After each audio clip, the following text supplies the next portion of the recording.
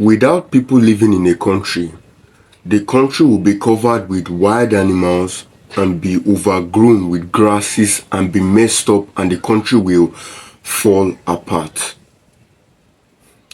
It is people that bring life to objects.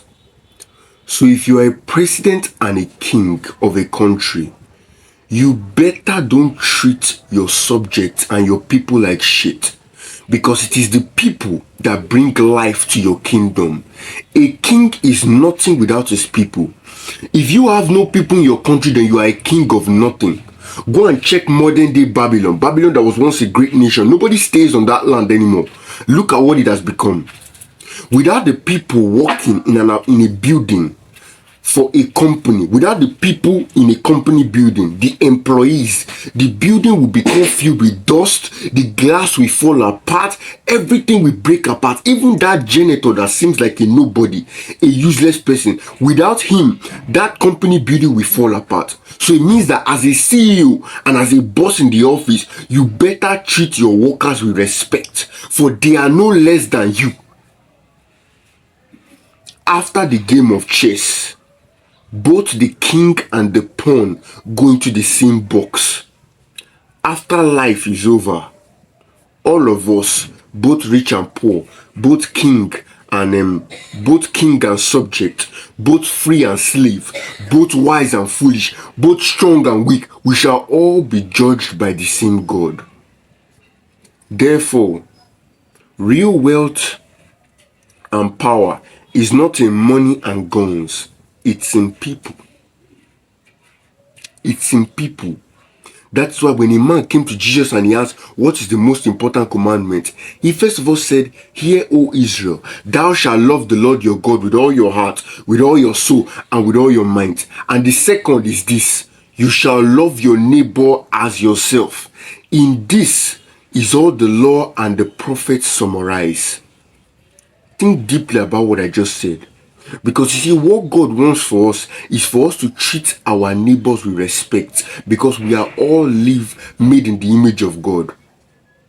Do you know that why primates have sex, they eat up their heads?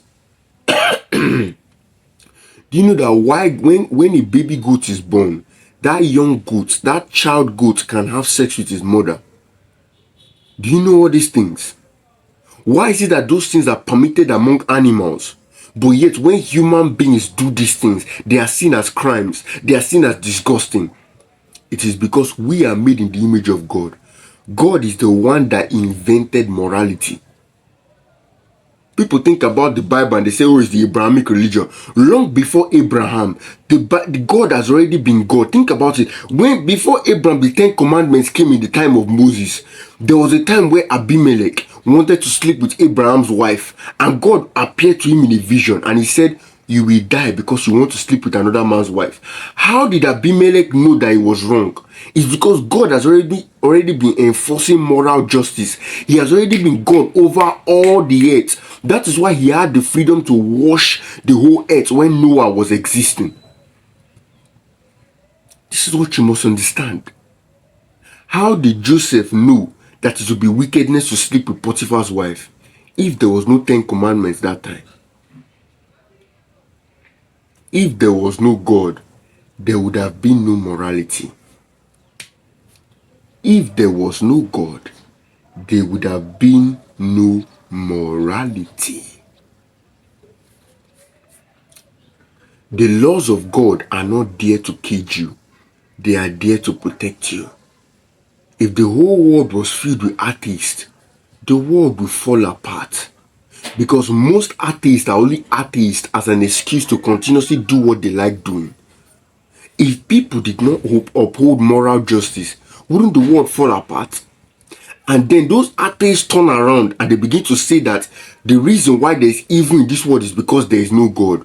Whereas the reason why there is evil in this world is because there is God, but people refuse to respect his moral justice.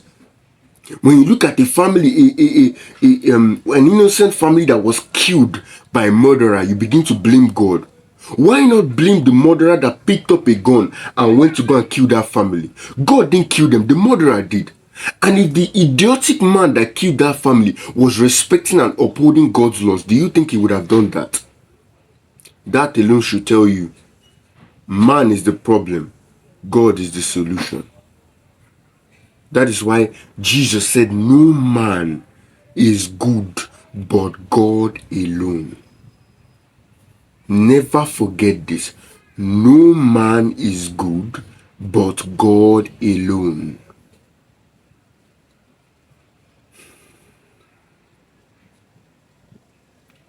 Believe in God and allow him to wash your heart and change who you are.